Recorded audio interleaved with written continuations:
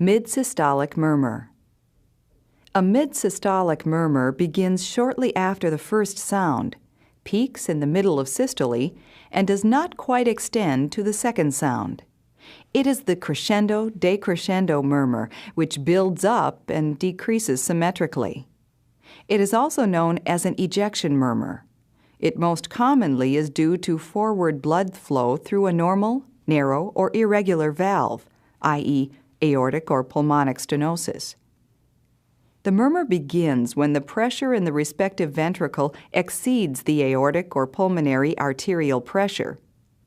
The most characteristic feature of this murmur is its cessation before the second sound, thus leaving this latter sound identifiable as a discrete entity. This type of murmur is commonly heard in normal individuals, particularly in the young, who usually have increased blood volumes flowing over normal valves.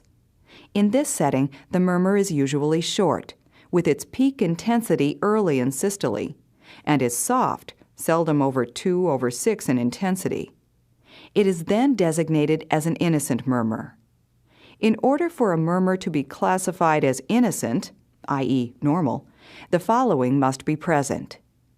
1.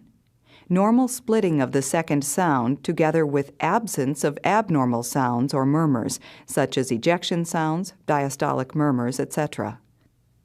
2. Normal jugular venous and carotid pulses. 3. Normal precordial pulsations or palpation. And 4. Normal chest X-ray and ECG.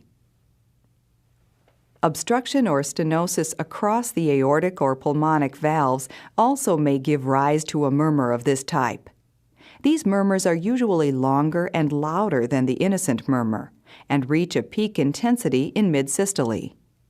The murmur of aortic stenosis is harsh in quality and is heard equally well with either the bell or the diaphragm. It is heard best at base right and radiates to the apex and to the neck bilaterally. The murmur of pulmonic stenosis is less common. Its harsh quality is also heard equally well with either the bell or the diaphragm. It is heard best at base left and radiates along the left sternal border. Listen now to a typical mid-systolic murmur. Note carefully the fact that the murmur diminishes clearly before the second sound.